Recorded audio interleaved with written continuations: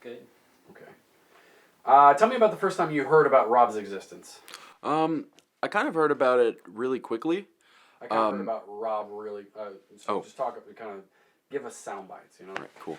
I kind of got my first impression of Rob all in one night because I remember we were at a Nerf Battle Royale that LAS was doing, and I believe Rob was on the opposite team, so I didn't really get to chat with him most of the night, but I definitely got to, fight with him, shoot him a bit, and he was really good, and I was kind of wondering, where'd this guy come from, and I didn't know much about him, but then towards the end of the night, people started saying, yeah, this guy's got like a Nerf course in his backyard, and of course my interest peaked because, it's the whole reason I'm doing Live Action Society is, Nerf. And then I talked to him at the end of the night, just kind of a small chat, and he's like, yeah, we do Thunderdome, come on over, bring LAS people, we'll have a ball. And that was my first impression of Rob, and I didn't know what to think, kind of, because it was just kind of all at once. There's this guy with this awesome Nerf course, and he has like a ton of Nerf guns, and I almost didn't know what to think going into it, I didn't know if I should set my expectations like super high or if I should just expect some dirtbag just sitting in a backyard. Okay, when you finally did go over to Thunderdome, tell me about that experience. Tell me about your first impressions. You good? Okay, tell me about your first impressions when you walked through the back gate and saw everything. When I first went to Thunderdome, I kind of expected just a couple pieces of tarp set up in the backyard for cover, a couple things to duck behind. And then I went through that Jurassic Park gate for the first time, the drawbridge, and it just kind of blew my mind. My expectations were just blown out of the water. There was awesome just paint and colors everywhere, and sniper towers for people to go in, and just awesome and unique pieces of cover. And I kept finding new walls of Nerf guns around in the backyard and around the house, and I was just like, wow, this is I was kind of speechless. I just didn't know what to think. And then I played Thunderdome, and it was just absolutely fantastic. It totally exceeded my expectations. Wonderful. Okay, LAS, got it. Talk about, okay, so you met Rob at the first Battle Royale, you kind of became friends, did some stuff, maybe came to Thunderdome once or twice, and then Rob got invited to play in HVZ. You were the original zombie. First off, tell me about what HVZ is, just a very quick version of what it is. Right. And then your role in it, Right. Okay. Humans vs. Zombies is a game we play on the Missouri State campus. It's basically however many people sign up, one of them is assigned as the original zombie, or the OZ, and that person has to tag with firm hand as many people as they can, and whoever they tag becomes zombies, and they can tag other people, so it's like an infection spreading. Humans can defend themselves with Nerf guns, obviously. It's kind of the appeal of the game. And the objective for the humans is to survive the week, do missions at night, and just survive the zombie apocalypse, get out of hell. And the mission for the zombies is simple: kill all the humans. And it's my favorite game that Live Action Society plays. I love participating in it. My favorite Humans vs. Zombies, I think I've done maybe 6 or 7 now, was the one where I was the original zombie, because I think I have a good leadership style for it. I make people want to follow me instead of just barking orders at everybody, and it's just really nice to see, you're in a weird way, your hard work paying off. Because I was just on campus all day. That semester I had a really light class load, so I was able to just kind of stalk around campus all day and get tons of tags, and it just made me feel really good that I could be that kind of, fire starter, I guess, to start the plague, to make the game more fun, to make or break the game, because if your original zombie gets no kills, the game goes nowhere. So that's kind of my favorite role. I like being a human as well, but just the relief when you get tagged as a human that there's nothing more to protect anymore. You can just go crazy and just respawn is just one of the greatest feelings. It's like a giant weight is lifted off your shoulder. That's great, man. Now, Rob just started coming to LAS at that point. He'd been doing like maybe 2-3 battle royales, and he started to play HVZ. And tell me about some memories you had early and kind of throughout this stuff. Don't focus on the last thing that we were talking about, like the final stand. What do you remember as far as fighting Rob, about your zombies kind of telling you about what was said about Rob during that? Do you remember any encounters? Just tell me some stories that you remember from Rob from HVZ. Okay. During HVZ, Rob was quite a high priority target. You know, there were rumors of lists, like physical lists of people going around. We didn't actually have those, but it's nice to hear the stories after. But just naturally, he was a high priority target because he had a lot of firepower. Because of Thunderdome, he was, you know, really good skill-wise. He knew who to shoot, what to focus on, you know, how to do objectives, things like that. So he's definitely a feared human amongst the zombies, and any chance we could kill Rob was a great chance. But I liked his role as a human because a big part of the problem I feel with humans is that, you know, there's a lot of stress involved. Even if you're playing just a game, you know, you don't want to die. You just don't want to. That's if you're thinking about it, and as a human, that's just like thinking about it is heartbreaking, even though it's awesome after. But so people kind of freak out and they get really tense and they start yelling at each other, and, you know, kind of a too many chiefs, not enough Indians sort of situation. But Rob, I felt like he took it exactly the right way. You know, he came to play, he came to do the objective, have fun, because, you know, our games, live action society games, get really intense. But his style of Thunderdome kind of translated to Humans vs. Zombies really, really well, in that he took it as what it's supposed to be, fun. It's not supposed to be this experience that you hate on either side. It's supposed to be something that you really enjoy doing, and I think he did that extremely well. That's great, man. Do you remember anything else, specific encounters with him? Since Rob lived off campus, he made a point of, you know, since he wasn't there every day having to go to class, he made a point of just every single day going up to campus and cutting right through the center of it, just to give the zombies a fair chance at it. Do you remember any other stories and encounters you had with him? Did you see him? Did you fight with him? I didn't see Rob a lot during the day for HVZ, but I like that he wants to play. He wants to give the zombies a chance, because a big strategy as a human is to avoid... I think we got most everything from that last clip. Let's just go into... tell me about more with HVZ and Rob. Tell me another story. Okay. The specifics I remember from HVZ about Rob, I never really had a face-to-face encounter with him where it was just me and a few zombies trying to just chase down just Rob. But there was...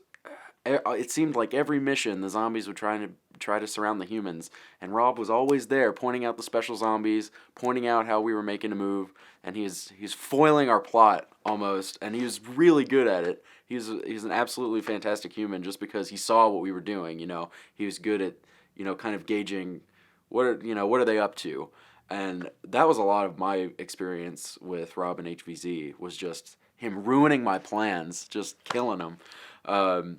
There was one instance I remember, I can't remember exactly, I think Rob had gone back with a few other people to pick up darts in the quad, and of course zombies got wind of it, because we were pretty organized that time around, and, you know, I as the OZ, I had like 10, 15 zombies, I sent out the word, and I was like, hey, Rob, a couple other high priority targets, trapped in this building, let's go, let's surround it, let's get them, you know, and...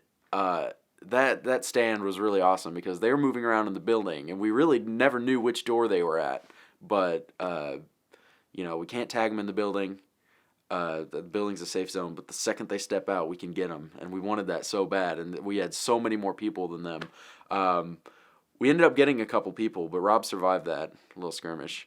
I think Rob survived that. Yeah, he definitely we got a couple people, but he always was elusive, but in a good way. You know, he didn't run away from battles. Like, he took them head on and just dominated them, instead of just sneaking around and trying to avoid having fun. Got it. I'm gonna ask you one more story, and this is from the second HVZ in the spring. That light is the LED back there is like visible on all those Jews. Okay. Let me rejuice that. You're doing good, man. Thanks. I think LAS has kind of gotten me used to, like, you know, not necessarily being on camera, but being in front of people. Yeah. And, like, LAS has helped my, like, public speaking way more than any class has ever done. Because, like, you know, I actually enjoy what I'm talking about. And I just, you know. You're not scared, man. Yeah. Like, in college, I took some public speaking classes, and they were awful because I'm talking about something I didn't give a fuck about. Yeah. And doing this give a damn run, and even with running Thunderdome, you don't really care. Yeah. And then you just have that, it's confidence of what you're talking about and that what you have to say is important. Yeah. It absolutely builds my confidence. Because, like, before LAS and before... My only public speaking class in college did kind of help me, just because I actually did pick topics that I liked, and I kind of learned that that's what I have to do. But, like, being in LAS, it's helped my confidence so much, because I know that I can, you know, get up and kind of be a leader when I have to be, you know, tell people stuff when I have to. Like, because before that, like, I wasn't one to, like, really, you know, make a show of myself or talk, like, you know, bring myself into the spotlight very much. But after LAS, I just don't mind it. Like, wish I just had all this stuff you just talked about on tape, but I'm not going to ask you to fix it. Because we've been talking about it, just how Nerf kind of changes you, how it kind of evolves your life and how you become a better person. It's weird. You don't expect it to in the beginning. You're like, oh, I'm going to run around, you know. Shoot some assholes in sweat. Yeah, like HVZ, like, we didn't even play Nerf guns at first. It was SAC, and all we did was socks, because there was one person who just hated Nerf guns, and they were like some kind of chair head of SAC, and they were having none of it. So all we had were socks, and it was still fun. I mean, it was nothing compared to what we put on now, but that's how I got into it. And you just expect, like, oh, I'm just going to, you know, throw some socks around, and then you discover that, oh, there's actually a small group of people that do Nerf guns on campus. That's cool. I'll get a Nerf gun. It's like, man, these guys' Nerf guns are modded. I think I'm going to take my chance at modding a Nerf gun. You know what? I like that gun, too. Yeah. Man, I like this event. I really want to get serious. Like, it just, like, snowballs, and it's awesome. Like, I just expected to, like, throw some socks at some dickheads for a semester or for, like, a week, and, you know. How much are those light, then? I gotta get some of those. Those are $40. I'm still rolling, so you guys can just start right up. Okay. No clap? Nope. Okay. And so I'm gonna ask you to talk about an event that happened in the spring for the HVZ thing. But since it was from the second one, I don't really want to even address that. That one didn't exist. Let's just talk about it as if it happened in the fall. Kind of truncate those two into the same event. Do you remember the time when you had the fencing mask on and that last thing? And it was the last mission. Rob was out of town with the movie stuff, and so he wasn't able to play all week. And so when he came in, he had fresh legs, and everyone else was tired and just dragging ass and stuff. And I'm not going to put words in your mouth, so I just want to have you tell the story of how you interacted with Rob and that. And just basically, you tell me your story, and then I'll kind of maybe lead you in a direction. Like, tell me how you saw Rob and then what happened with that story. Right. For this particular instance, we do Special Infected for Humans vs. Zombies, kind of like a Left 4 Dead sort of thing. And I was, for the first time, the Executioner. We had never done this one before, but the role of the Executioner was they were marked by a big fencing mask, and this person is completely immune to darts. You can't stun them like you can stun a regular zombie. And they have a big axe that they can just, you know, hit you with. We don't do melee weapons in Humans vs. Zombies, but for this particular one, he could hit you with a big axe. Think Executioner from Resident Evil 5, you know. But the trick is they can only walk when they're within like 40 or 50 feet of the humans. So they're supposed to be this big, lumbering, intimidating figure. And Rob was kind of at the helm for that mission because, you know, he had been gone and he had fresh legs. And everybody else had just been tired from days of running and, you know, doing these missions. So he was kind of pushing everybody along like, come on, we gotta go, we gotta get over here. And everybody was just kind of chugging along. But I always love, you know, parking myself as the Executioner just in a path that the humans had to go in. They had a special gun, which would stun the Executioner for about 30 seconds just in place. And that was the only way they could get around him. But they only had, you know, like, I think it was like 10 shots in that gun or something like that, and then they were out. So it was really fun watching the humans kind of scramble to get that gun on that one person, and hope they hit. But direct you a little bit. Okay. Tell me about, because you were there the entire push. You were this looming force that made them have to hurry, even though hurrying was the absolute worst thing they could have done. Mm-hmm. Rob stepped up in a leadership role when no one else wanted to. Tell me about how you witnessed that. What was he like? Was he killing a bunch of people? Just tell me about what you were seeing as a special infected and the role Rob was playing. Okay. During that mission specifically, Rob kind of changed the way the humans were operating. The whole game, I was kind of used to everybody trying to take control of the humans and nobody really succeeding just because, again, too many chiefs, not enough Indians. But Rob kind of just took the helm in a good way, not some, dictatorship, and people just listened to him. They stopped trying to quarrel over each other. They stopped trying to, outplan each other and tell everybody that each other's ideas were terrible. And they were like, we need to do what Rob says because he has the best plan to get around this crazy special infected, these other special infected, this horde of zombies that's following us. Like, it kind of changed the way I viewed the humans working the whole game. And it was kind of inspiring because I had tried as a human to kind of make it work. And I'm more of a zombie leader. I wasn't very good at, trying to direct the humans, but Rob really succeeded at that, and I really admired that. That's great, man. If you could talk about... I'm trying to keep it brief, but it's... No, you're doing good, yeah. Also trying to explain everything that goes into it. It's interesting, but yeah. When the whole story, it's like, how's it going to... Exactly, yeah. Going to follow that whole thing as a room in the movie to put all that story. Right, I totally You understand. select story. Yeah, So totally. we get that clap again? Okay, you went louder than that? That was kind of... That was cool. Pussy clap. Yeah, maybe just... Yeah. I don't know how much better that clap was. Okay, yeah. Okay. So it's HVZ, and the humans, there's not a whole lot of them left. The zombies are beating the shit out of the humans. You are the OZ. You establish your horde. They both meet at the same time, and then what happens on that mission where Rob ultimately died? Run me through the whole experience from your perspective from start to finish. Yeah. That mission was one of my most memorable moments in HVZ of all of them. Just because when the game started, I knew that the horde of zombies had to find the humans. Because the humans had been, up to that point, kind of trying to evade missions because, the zombies were really growing in numbers. We had a lot of people, and they just couldn't handle a direct fight. And the zombies were kind of upset at that point in time just because, we wanted to play, we wanted to fight, and the humans kept trying to give us a slip, which is a great strategy. I can't bash it. It's awesome for staying alive. But we just wanted to play. So as soon as that mission started, my goal as the OZ, as the person that the zombies were all listening to, was to just find the humans. I gotta know where they are. I gotta get my zombies over there. I gotta have them chase these guys. And sure enough, a lot of the people were trying to escape. What a lot of people would consider the high tier players were just trying to get away because they knew they couldn't take a direct fight.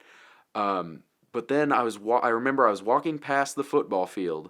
I was trying to find the humans, and I had heard rumors that the mission was called, the mission was over, they abandoned, and, my zombies were getting really frustrated. And all of a sudden, I hear somebody yelling from the 50-yard line of the football field, and I look over, and Rob and Chase Thompson and a couple other people are standing in the middle of the football field, and they want to fight. And, I looked at the zombies, and just the looks on their faces were just joy, just unbridled joy that they're like, is this really about to happen? This is going to be awesome. So we all ran in the football field.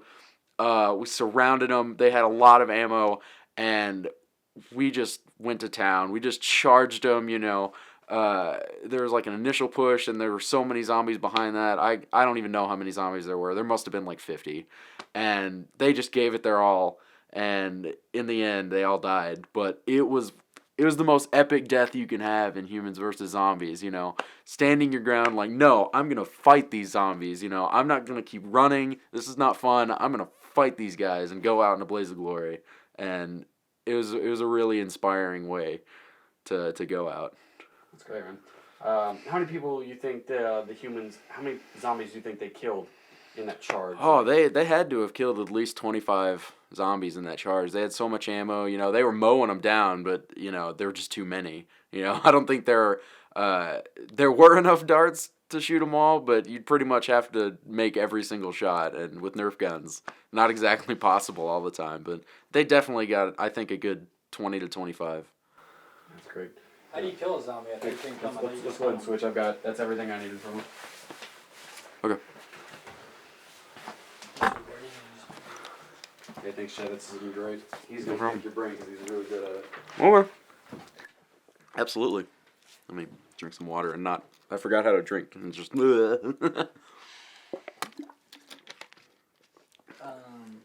how do you kill a zombie? Zombies never die. And that's sort of the appeal of being a zombie is you're stunned for 15 minutes during the day. During missions, the stun times kind of vary just because, you know, we don't want really boring, slow missions where you're basically out for the whole thing. But you shoot them with a Nerf gun, you peg them with a rolled-up sock, and they're stunned for 15 minutes. Can't tag anybody. But once that 15 minutes is up, they're just like they were before. Rolled-up sock? Yeah. Rolled-up socks are actually kind of a staple of Humans versus Zombies. Before we could actually use Nerf guns, because a different organization on campus was running HVZ, we could only use socks because there were a couple people who really didn't want Nerf guns on campus. But you can roll up a sock, you know, I think a couple times we could use rubber bands to hold them together. You know, people came up with their own kind of crazy folding techniques that they thought made the socks awesome.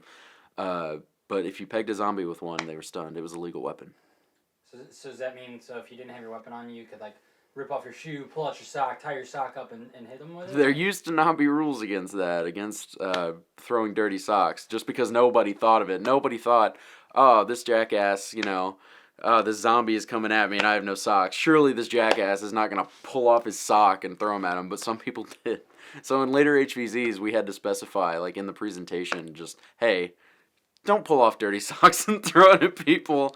You know, we got a lot of weird looks for that, like people did that, and we just had to respond with, yeah, people did that.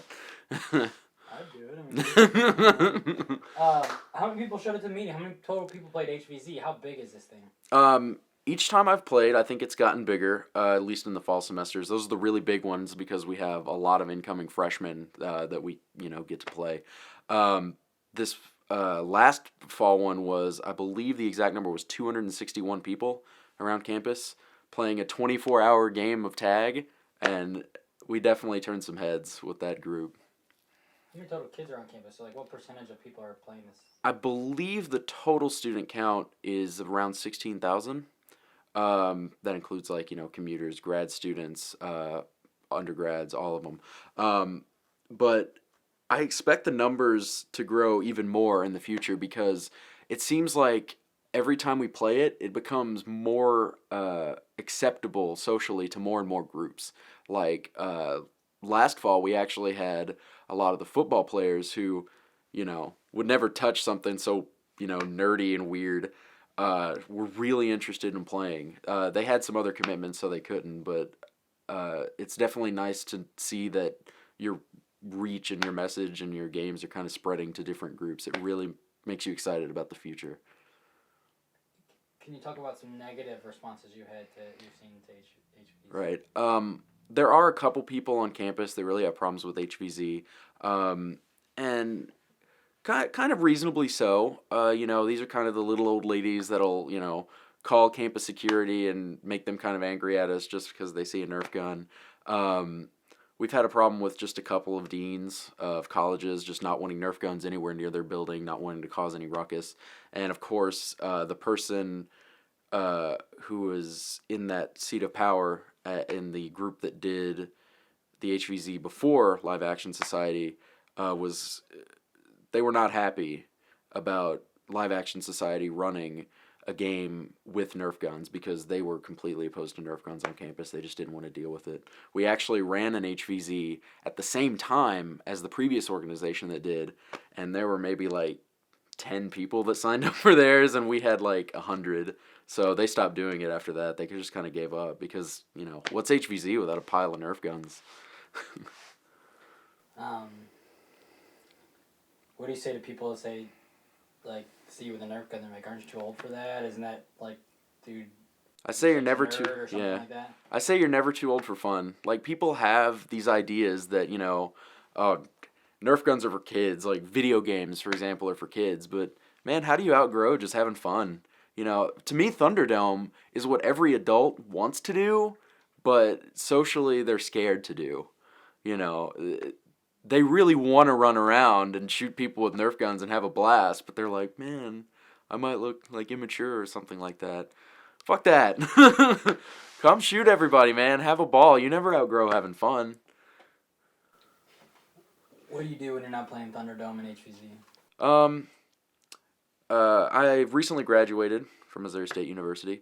So lately I've just kind of been on the job hunt. Like, I have a part-time job at the university.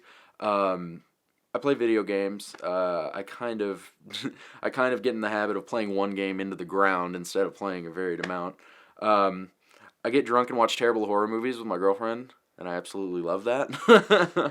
But not much else besides that, you know. But I enjoy it, you know. A lot of people may say, well, you know, just sitting around doing that, where are you going? And I'm like, well, I'm enjoying my life, so, you know, I'm content, I'm happy. Talk more about StarCraft, because most of the movie for me, or a big part of the movie is, I have addiction to video games. Like, I can count 7-8 times in my life, like Diablo 2 and Halo 2 and Halo 3. I can absolutely relate to that, yeah. And Call of Duty, where at first I'm like, oh, this is great. I can hang out with my friends on here and talk to my friends. Mm-hmm. And then eventually it's just like, I'm doing this nonstop. I'm doing nothing with my life. And it actually makes me more fucking depressed because I'm constantly existing in this fake world. And so Thunderdome is the answer to that. So I can play video games that are real in the backyard. Just talk about maybe, I don't know if you have an addiction to StarCraft, but we even talked about this last time you came over. Just like, man, I really like you a lot. Your friendship is very important to me, and I want you to be a bigger part of my life. But you're playing a lot of StarCraft, so maybe just kind of talk about what StarCraft means to you, and maybe if you think that the video games are really a positive thing, or maybe a hindrance to living, you know? Right. I definitely, right now I play a lot of StarCraft, and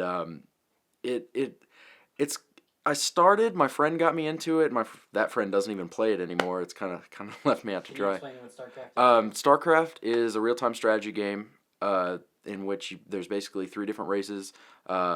Usually you only play one race, just mainly, and the main, you know, the meat and potatoes of StarCraft is 1 versus 1 online. You know, you go head-to-head with one other player, you try to win, you try to get up the rankings, you know, get to the top of your ladder, advance to a better league, stuff like that. And that's the part that gets you really into it. Like, you can play the campaign and it's really fun, but the part that keeps, you know, the replayability going is that 1 versus 1, always wanting to get better than other people, always wanting to succeed. I do play a lot of StarCraft right now, but the problem is I started playing it because a couple of my friends got it, you know, they liked playing it, but lately, like, none of my friends play it, but I still really love it, so I kind of play alone a lot, like, with other people online, but, you know, they're not my friends. I'm not just, you know, talking to them online, but I'm just playing them. But it is a game I can put down. You know, the one game, I have a very addictive personality when it comes to video games. I can list, my memory is terrible, and I can list every video game I played for, like, 1,000 hours plus, you know, and I wouldn't really consider most of them a problem just because at the time I played them, I had the disposable time, and I was like, well, I'm in high school, you know, my workload isn't that good, and I was actually playing with friends, but the one game that I would say I was actually addicted to was World of Warcraft. Chad, where I want you to jump in, you had a really good stop point to that. You said, the one game I really have a problem with that I was actually addicted to was World of Warcraft. So just say that statement again in your own words, and then go into whatever you're going to say. I apologize for interrupting. That's fine. Are you ready? Everything's recording? Mm-hmm. Right. Clap. Yeah, so you got the fly and that clap just randomly. That'd be awesome. The one game I really had problems with as far as addiction goes was World of Warcraft. at first I started playing with friends from high school, and I had a lot of time on my hands, so it wasn't really a problem. I still got my work done, whatever. But then I got into a guild with people that I didn't actually know in real life, and it was just a blast. I liked hanging out with them, even if it was just online. They were a fun group. I loved playing with them, but it got to a point where that's all I wanted to do. That's it. Like, I would just sit in my basement for hours and just play with these people, and I was enjoying it. I was having fun. But, and I still played with my other friends too. I still hung out with them. I wasn't just completely ignoring them. But that's what really got me hooked on it, was that. And then I went to college, and I didn't have all that disposable time that I had in high school, but I was still playing. And I could definitely tell that my grades were suffering a little bit. I was still getting stuff done, but it was not to the level that I could, because I just, I wanted to play. And at this point, I had started playing with my friends back home again, just as a kind of way to keep in touch with them, even though I was 4 hours away. And I had to cut myself off. I had to stop, like, cold turkey. I couldn't. I got to a point where I'm like, I can't do this anymore. This is actually harming my life significantly. I have to stop. Like, and since then, I've just had to have willpower to say no, because my best friend from high school, my best friend ever still, would occasionally get on, and he would simply message me whatever game I had in. Whatever game I was playing at the time, he would get on that game and message me, simply play WoW, kind of as a joke, But I would always have to say, no chance, man. I can't do it again. I can't go back to it. It eats up all my time. Like, yes, I enjoy it, but I got to do other things. I can't be tied to this game with the the time commitment that it takes. I just can't do it anymore. That's brilliant. That's what I needed. What can you give us a vision, like a visual of what it looks like to be addicted to video games? Like, for me, being addicted to video games, like I said, World of Warcraft was the one that I feel that I was actually addicted to. Yeah, what was it like to be addicted to World of Warcraft? It's all I wanted to do. I didn't. At times, I'd kind of be hungry, but I didn't even want to go upstairs, to get a bite to eat, because I just wanted to keep sitting there. I just wanted to keep playing. For the most part, I didn't just ignore my friends. I would still go hang out with them, but sometimes, they'd do stuff, and I'd just be like, I just want to sit here and play WoW, and looking back on it, it kind of creeps me out, that was just what I wanted to do. Like, a lot of people will not take video game addiction seriously. They'll just be like, oh, come on, really? Like, you're not physically addicted to this video game, you can stop. You just have to have the willpower. And I'm like, well, that's what it's all about, is the willpower, and this game kind of takes it away from you in a way. That's all I wanted to do. I didn't want to do anything else. I didn't want to play any other games. I didn't, at times I didn't want to hang out with friends. I would put off, even simple basic things of living, like going to the bathroom or eating. I just didn't want to go upstairs to do it, because I just wanted to play this game all the time. What does it look like now when what gets you out of the house now? Like what is the thing that, when you're thinking, should I go play Thunderdome or should I stay here? What is the thing that gets you to go play Thunderdome? The thing that gets me to come to Thunderdome over playing video games, which I still need to come to more Thunderdomes instead of just playing video games, is the sense of community, and the fact that I've chosen games that I can put down. I can stop playing them when I want to. They don't control me. I control when I play them. But just the sense of community, just hanging out with people, being friends with people, not being a hermit, which, I have been kind of recently, but it's for various reasons. But it's just interacting with other people. It really reminds me of high school. We would go over to my friend Phil's house almost every weekend and just, play video games, eat pizza, chill, and have a blast. Some of my best memories. And that's kind of what Thunderdome reminds me of. Is just, sitting around, having fun, not taking things too seriously, having awesome conversations with people, meeting new people. And I think that's what really drives me to come to Thunderdome when I do. Has Thunderdome or Rob had a big influence on you getting out of the house or doing something different or anything like that? Yeah, Thunderdome and Rob have had a pretty big influence. Just kind of a few things on my worldview as a whole have changed, because I still have the fear, and I had the fear even more before, of becoming, settling into a life as an adult where I do the same thing every day. and that nothing ever changes, that scares the hell out of me. I don't want to get in just one continuous rut. And coming to Thunderdome and seeing what Rob does, like, he showed me that it doesn't have to be that way. You can still enjoy yourself. You can still do what you want. You can be productive at the same time. You can accomplish so much if you put your mind to it, and still be a functioning member of society. You don't have to give up everything to do what you want. And to me, that's really inspiring. So good. I'm done. You done? Anything else? Is there anything else you want to add? I thought I had something on my mind earlier, just thinking about it, but it's gone. I don't think it was that good anyway, or else I probably would have remembered it. Let's go for a second one, or so. I think we can think of something else. We could ask him 2 questions or anything like that, or his viewpoint. Give it 2 questions. Have you seen Give It Am? I haven't. Okay. I want to though.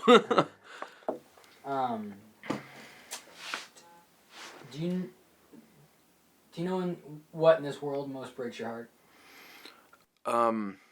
What breaks my heart most in this world is, I think, ignorance, just in general, because, you can have all the intelligence and all the generosity in the world, but if you're ignorant to the problems that are happening, it's not going to get you anywhere.